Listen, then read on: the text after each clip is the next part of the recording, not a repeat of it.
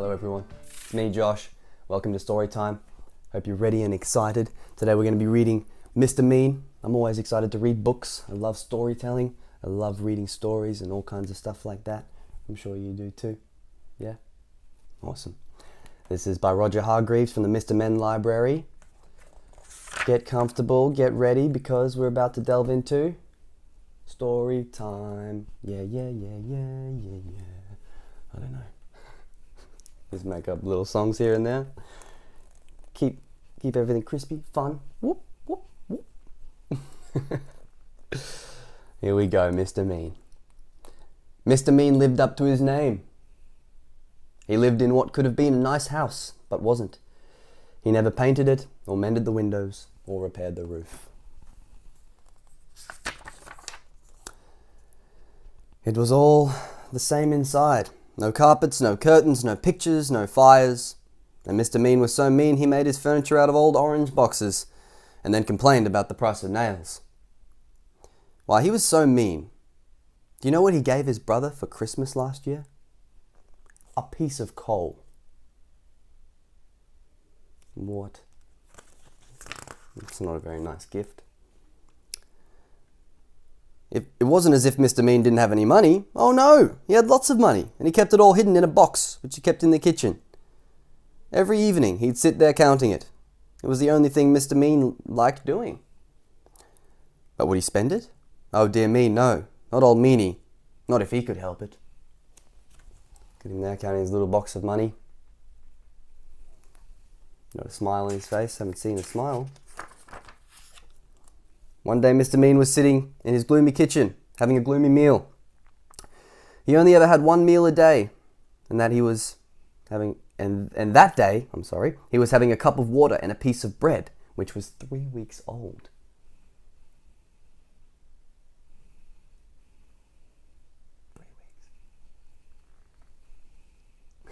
Just joking. Suddenly he was interrupted by a knock at the door.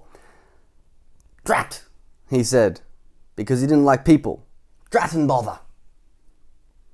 I guess drat means like no, or like drat, like bugger, I guess, for lack of a better word. Maybe you're not allowed to say words like that in your house, so keep things like drat and bother. Maybe it's a more polite way of saying. Still wanted to explain that because I don't really know what drat means. I've never heard drat. Like, oh, drat. He opened the door, and there his doorstep stood a wizard. A rather fat wizard. There's the wizard there. The stars on his wizardy hat. Looks like he's got a wizard wand as well. Ooh. "Hello," said the wizard. "I wonder if by any chance, as it's such a warm day, you could possibly, if it's not too much trouble, be so kind as to, if it's not too inconvenient, perhaps, as I'm very thirsty, provide me with, do you think, a glass, if it's not too much to ask, of water, please." He was a very wordy wizard. "No," replied Mr. Mean rudely, and shut the door in his face, and went back into his kitchen to finish his meagre meal. Well, Mr. Mean there, frown on his face, saying no to the wizard, who really asked quite politely if he could have a glass of water. But there, standing in front of him, was the wizard.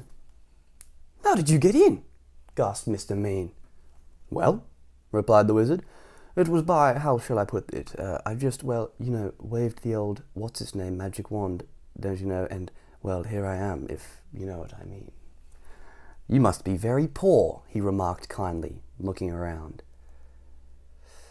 "Oh, yes, I am," lied Mr. Mean. "Then perhaps I can help you," said the wizard, pulling up a box to sit down on. And talking there. The box didn't move, so the wizard pulled it harder. And this time it did move. In fact, it was tipped and spilt, and all Mr. Mean's money was all over the floor.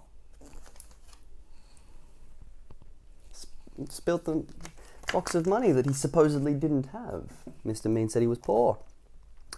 Well, exclaimed the wizard, eyeing the money rolling all over the kitchen floor. Well, Well. It would appear to me, he continued, that you, sir, are an old meanie. Mr. Mean didn't hear him. He was too busy scrabbling all over the floor trying to pick up his money. And meanies, added the wizard, needed to be taught a lesson. So saying, he waved his magic wand. Mr. Meanie, scrambling about to pick up his coins there, and the wizard is about to teach Mr. Mean maybe how not to be mean. Wouldn't that be good? All the money turned into potatoes. Potatoes?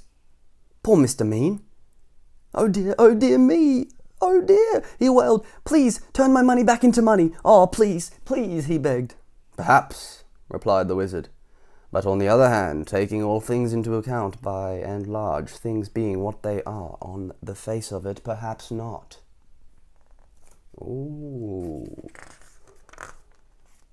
However, continued the wordy wizard, if you make me a solemn promise never to be mean again, then I will turn your money back into money. But, he added sternly, if you are ever mean again, then it's, how can I put it, then it's potatoes for you, my lad. If not, other vegetables as well. Wizards putting down the big calls here. Then the wizard had the glass of water he'd come for in the first place, except that it was a cup of water, because Mr. Mean didn't have any glasses. Then with another wave of his wand, he turned the potatoes back into money and, with another wave of his wand, made himself disappear. Stupid wizard, murmured Mr. Mean, picking up all his money. The following day, Mr. Mean decided to walk to town. He never took the bus, because that cost money. On the way, he met an old washerwoman carrying an enormous bundle of washing. Please, kind sir, she asked, could you possibly help me to carry this washing? It's so heavy. No, replied Mr. Mean, it's your washing, you carry it. But as soon as he'd said that, he felt a tingling in his nose. It was the lady carrying her washing. Clearly looks like it's a bit hard to manage, and Mr. Mean said, no, I'm not going to help. Mr. Mean's nose turned into a carrot. Oh no, he gasped. I'll say that again. It turned into a carrot. Look. What? The old washerwoman chuckled, and then Mr. Mean remembered the wizard's words. Yes, he cried in panic. Of course I'll help you. And he carried the huge bundle of washing to where the old washerwoman wanted. And the carrot turned back into a nose, and off he went. The old washerwoman chuckled again, and turned back into the wizard. It had been him all along. Ah, so the wizard's out there testing him. On his way into town, Mr. Mean passed by a cottage garden. In the garden, there was an old man chopping wood. He saw Mr. Mean going past and called out. Excuse me, he called. Could you give an old man a bit of a hand, young fellow, me lad? No, replied Mr. Mean. It's your wood, you chop it. Not cool, Mr. Mean. But as soon as the words had passed his lips, guess what happened? You think his lips might turn into something now? Let's see. Oh no, it seems like it's his ears. Do they look like tomatoes? Yes. His ears turned into tomatoes. Oh no, he gasped. The old man chuckled, and Mr. Mean remembered the wizard's words. Yes, he cried. Of course, I'll give you a hand. And he chopped and chopped until all the wood was cut, and the tomatoes turned back into ears, and off he went. The old man chuckled again and turned back into the wizard. He was teaching Mr. Mean a lesson, just as he'd promised. Eventually, Mr. Mean arrived in the town. There was a little boy crying because his ball had got stuck on top of a wall. Please, sir, cried the boy. Please, sir, could you reach my ball down for me? No, retorted Mr. Mean. It's your ball. You... Then he stopped. There was a funny tingling in his feet. Yes, he said hurriedly. Of course I will. And he reached up and passed the ball to the boy and went on his way, looking anxiously at his feet. You can see the ball up high there on the ledge. Sometimes that happens. Or if any basketball players out there, sometimes the basketball, when you shoot, it gets stuck, wedged in between the hoop and the backboard. Sometimes you just can't reach that stuff. The little boy stopped crying and turned into the wizard. "I think," he said to himself, "I think that Mr. Mean, by and large, is beginning, if I'm not very much mistaken, to not be quite so mean. And I think, although I could be wrong, although I never am, that he has, thank goodness, learned his lesson." Wow. Wizard is out there to make sure that people are doing the right thing. Nice. Today, Mr. Mean's nothing like so mean as he used to be. And he doesn't keep his money in a box in the kitchen anymore. He spent it all on having his house mended and painted and made spick and span. And he's turned into quite a generous sort of fellow. Goodness, he's so generous. Do you know what he gave his brother last Christmas? Look at Mr. Mean's house now.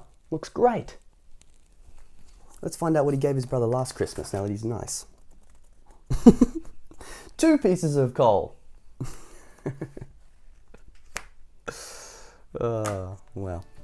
Well, thank you so much for reading the story with me today. I hope you enjoyed it. It's always nice to be nice, not to be mean, right? Yeah. Alright. Please subscribe, click that bell below if you like reading these stories, and I'll be back again with another story really soon. Don't you worry about that. Bye for now. Not forever.